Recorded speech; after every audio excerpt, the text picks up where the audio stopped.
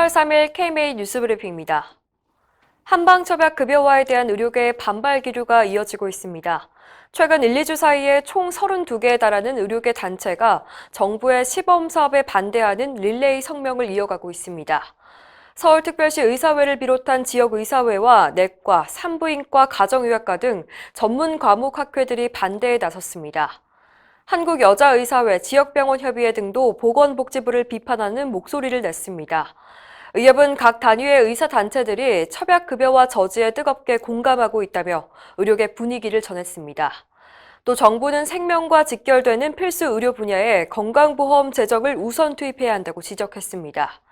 최대집 회장을 비롯한 의협 집행부는 오늘 오후 2시 30분 신병원 서울사무소 별관 앞에서 첩약급여화 반대 집회를 개최합니다. 집회가 끝나는 대로 현장 소식 전해드리겠습니다. 대전에 이어서 광주에 비상이 걸렸습니다. 방역당국에 따르면 어제 0시 기준으로 코로나19 신규 확진자가 44명 발생했는데 이 중 절반인 22명이 광주에서 나왔습니다. 광주에선 해외 유입을 제외하고 최근 닷새 동안 44명의 코로나19 환자가 발생했는데요.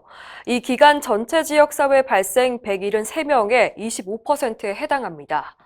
광주 광륵사 관련 확진자를 통해 금양빌딩 방문 판매 업체 사무실을 거쳐서 교회와 요양원, 병원 등에서 동시다발적으로 확진자가 속출하고 있습니다. 박능우 보건복지부 장관은 대구 경험에 비춰볼 때 확진자가 20명에서 200명을 넘어설 때까지 일주일밖에 걸리지 않았다면서 대규모 확산을 우려했습니다.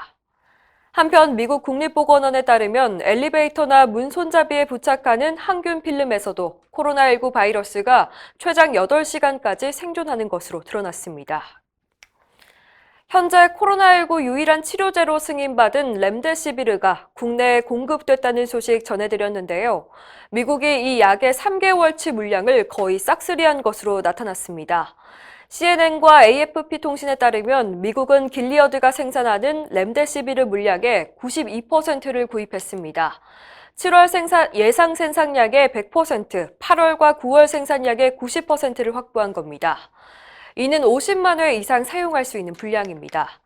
길리어드는 올해 말까지 200만 회 분량을 생산할 계획이지만 이 약이 전 세계로 배포될지는 불분명해서 각국의 확보 경쟁이 치열해질 것으로 보입니다. 한편 우리나라에선 어제 코로나19 환자 2명에게 렘데시비르가 처음으로 투약됐습니다. 코로나19로 직격탄을 맞은 의료기관의 경영난 해소를 위해서 정부가 요양급여비를 선지급했는데요. 벌써 상환 날짜가 돌아왔습니다. 전국 5천 곳이 넘는 병의원이 1조 7천억 원의 급여비를 빌렸었는데요. 이달부터 돌려줘야 합니다. 하지만 코로나19 사태가 여전해서 의료계는 갚을 여력이 없는 상황입니다. 정부는 당초 계획대로 이달부터 정산을 시작하되 사정이 어려운 의료기관은 2개월 늦춰주기로 했습니다. 상환 개시 일자를 9월로 연기하고 싶은 의료기관은 22일까지 건보공단에 신청하면 됩니다.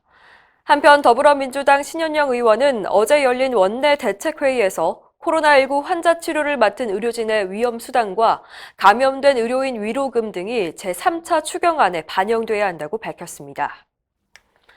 코로나19 사태가 장기화되면서 전문의 자격 시험도 차질이 예상됩니다. 수련을 마친 전공의가 전문의 자격을 취득하기 위해서는 일정 수 이상의 환자를 진료하고 학회에도 참석해야 합니다. 하지만 코로나 사태로 6개월 넘게 학술대회가 열리지 못하고 있고 수련병원에선 일반 병동을 폐쇄하거나 외래 진료를 축소해서 전공의들이 환자 보기가 힘든 상황입니다. 한 전공의는 일반 환자 수가 평소의 10%에 불과해서 사실상 수련이 불가능하다며 답답해했습니다. 하지만 대한전공의협의회에 따르면 보건당국은 이런 문제를 전혀 인지하지 못하고 있어서 자칫 대규모 전문의 자격 미달 사태로 이어질까 우려됩니다. 이상으로 뉴스브리핑을 마칩니다. 자세한 사항은 의협신문을 참고하시길 바랍니다.